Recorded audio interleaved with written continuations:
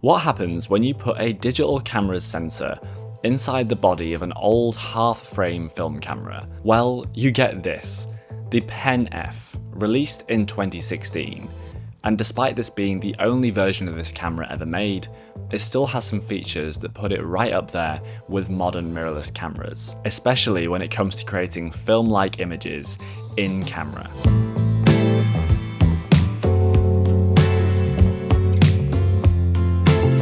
Thank you to K&F Concept for sponsoring this video. While browsing both new and old cameras here in Osaka, I came across a few different copies of the Olympus Pen F. And actually, this wasn't the cheapest camera on any of these shelves, but it stood out to me the most.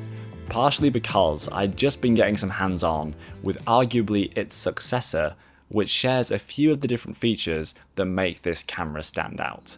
So I decided to pick up a Pen F and take it for a day of photography in Osaka and also a day off in Kyoto.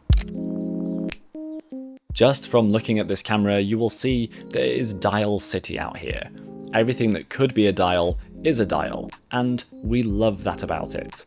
Especially when it comes to the dedicated exposure compensation dial, the on and off switch kind of being a dial of its own, and then also this creative dial on the front of the camera, which until literally this year, this was the only camera that had this dial, but we're going to get more into that a little bit later. When it comes to specs, this camera is kind of similar to familiar cameras of the period, like the Lumix GX80. They both have 20 megapixel sensors, but the Lumix GX80 has great video specs, whereas the Pen F doesn't so much. But then it does have okay autofocus points, like 81 autofocus points. It's not heaps, but it's gonna sort you out in most situations, and it has a great touchscreen, so at least you can select them in a very intuitive way. And then it has a flippy screen, like a fully articulating LCD, even though it has pretty mid to subpar video specs. But hey, it's there if you want to use it. The Pen F does have a solid IBIS system, with 5 stops of image stabilization, as quoted by Olympus. But IBIS won't save you in every single situation, and that's when you need a reliable tripod. A tripod that's simple and doesn't feel like a chore to carry. I've been using this K&F Concept tripod, who are sponsoring this video by the way, and it's been extremely useful for me on my recent shoot days. The first thing you'll notice is how compact and lightweight it is. It weighs only 1.15 kilograms or 2.5 pounds, and folds down to about 39 centimeters or 15 inches. Setting it up is simple. The legs have quick flip locks, so you can extend or collapse them with one hand. The height adjusts from about 52 centimeters or 20 inches all the way up to 163 centimeters or 64 inches.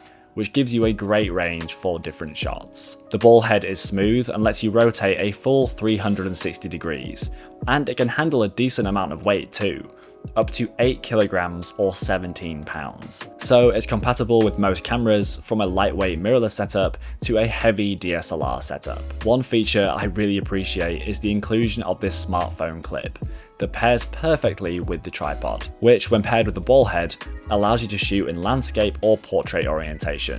So if you're in the market for a new tripod that's easy to travel with and simple to use, this could be for you.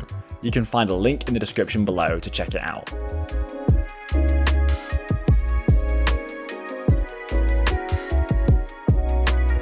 I have to admit, it was only after having some hands-on time with the OM3 that I actually gave the Pen F a second look. If we were to compare the Pen F directly with the OM3, they actually have a few similarities. First, they have the same resolution 4/3 sensor, both sharing 20 megapixels. And they both have the ability to shoot in pixel shift high resolution shooting modes.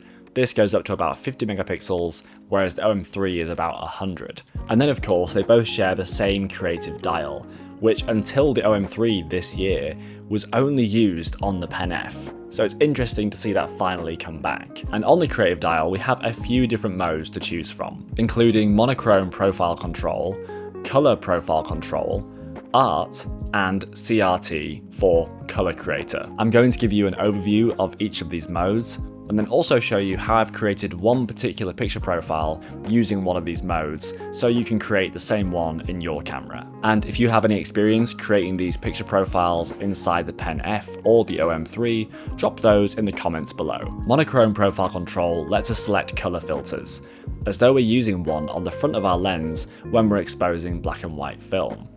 We can dial in the specific color filter we want, as well as the intensity. Then we can tweak the overall look using the curves, and also add a vignette if you want. Then color profile control lets us individually change the vivid level of each color, or change them all at once. This is kind of like using HSL sliders in Lightroom. And then we have art. Art gives you a range of kind of weird filters to choose from pinhole to pop art and even watercolor. These are kind of fun to play with, but to be honest, it's more like photo booth in this particular setting. Then we have CRT, which apparently means color creator, but okay. This lets you change the overall hue of your image. You can change the vivid level of any of the hues, but I find the looks here can be a little bit too strong to really take seriously, unless you're trying to shoot something very stylized in a very particular lighting condition. My favorite of these modes so far is the color profile control. So I want to show you this particular color profile that I've made with this camera so you can make it for yourself with your own Pen F or even the OM3. I start by dropping the vivid level of the reds, the purples and the blues, but I keep the yellows and the oranges high. I'll put the specific amounts on screen and in the description anyway. Then for the curves, I add a subtle S-curve, then give a nice boost to the midtones. I then go to the quick menu in the normal shooting screen and drop my sharpness to -2 and give contrast a +1 bump. You'll also notice that I'm currently in color profile 1. This means that all these settings are saved to this save slot. If I change to color profile 2, you'll see that the color wheel has now reset. But then if I go back into color profile 1, we'll find all of our settings here as we left them. So you can create your own different picture profiles and save them in these different slots. And if you're finding this video useful so far, be sure to drop a like down below and subscribe to the channel so you don't miss out on future videos.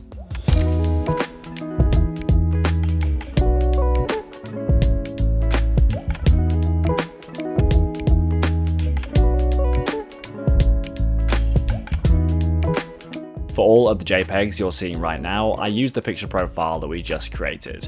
And on the front of the camera, I realised I haven't talked about the lens yet, I was using the Olympus 17mm f2.8.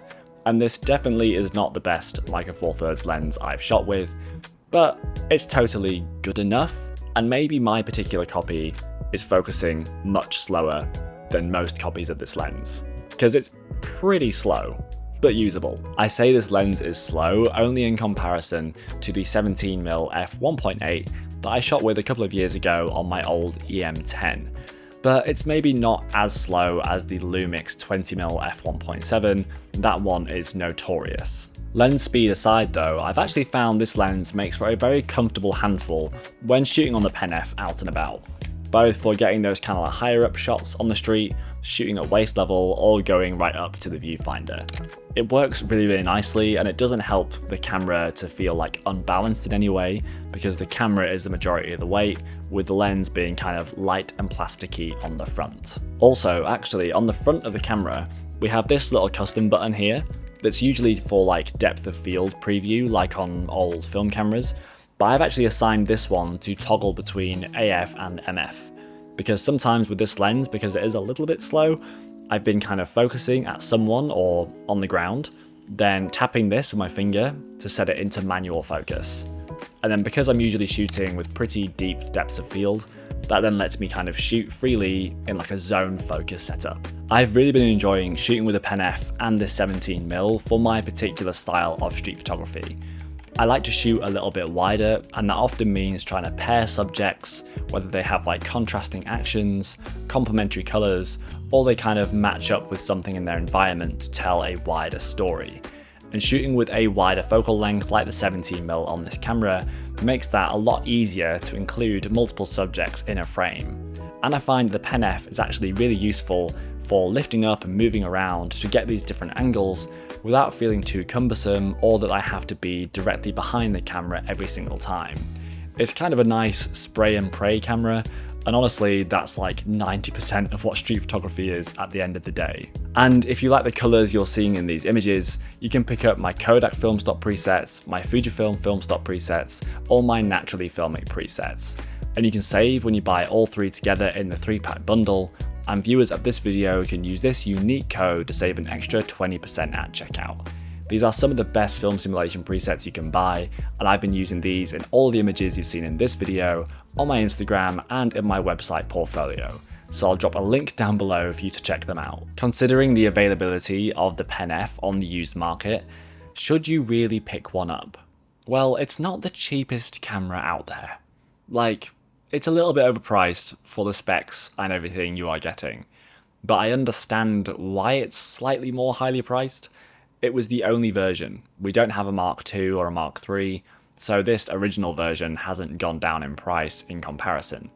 And I think that's partially why this camera stays as expensive as it is. But it's a very unique option, for Micro Four Thirds especially. But are there alternatives from Micro Four Thirds mount, and also other mounts, that maybe are better for you and your pocket? For the price of the Pen F, it's kind of weird that you could actually get a better deal on some older Fujifilm cameras for less money. Usually it's completely the opposite way around, that an old Olympus will be cheaper than an old Fujifilm camera. But the Pen F seems to be the exception, maybe just because it was the only one they made. But it does have some great features, like great IBIS, solid resolution. I like the creative dial. The overall shooting experience is very fun. We have a good touchscreen, but for less money, you could get something like a Fuji X-T2, like I picked up. However, that doesn't have IBIS, and it doesn't have a touchscreen, and it has quirks of its own, but it has a slightly larger APS-C sensor. So really it comes down to horses for courses. What do you want for what you need? If you wanted to save some money but still get a similar style Olympus Micro Four Thirds camera like the Pen F, you can always check out the Olympus Pen line. These have pretty similar specs to the Pen F, but some of them are missing things like an EVF, additional dials, and some slight different interface features. But if you'd actually consider something that wasn't Olympus at all, and maybe a Lumix, and you were more interested in shooting good video with a lower resolution sensor, then you should check out this video here, all about the Lumix GX80 and how to set it up and use it for the best street photography possible.